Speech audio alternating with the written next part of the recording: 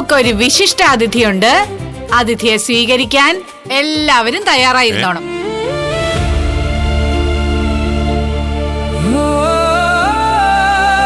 എന്റെ ജീവിതത്തില് ഞാൻ ഒരിക്കലും മറക്കാത്ത കുറച്ച് ആളുകളുണ്ട്. അതില് ഏറ്റവും മുന്നില് എന്റെ ടീച്ചറമ്മ. എല്ലാവർക്കും എന്നും പ്രിയപ്പെട്ടവനായിരുന്നു നീ. പക്ഷേ ഒട്ടും പ്രതീക്ഷിക്കാതെയാ അന്ന് ആ സംഭവം ഉണ്ടായത്. ഞാൻ നിന്നെ അന്നും വിശ്വസിച്ചിരുന്നു, ഇന്നും വിശ്വസിക്കുന്നു. അതിന് ഒരിക്കലും ഒരു തെളിവിന്റെ ആവശ്യമില്ല.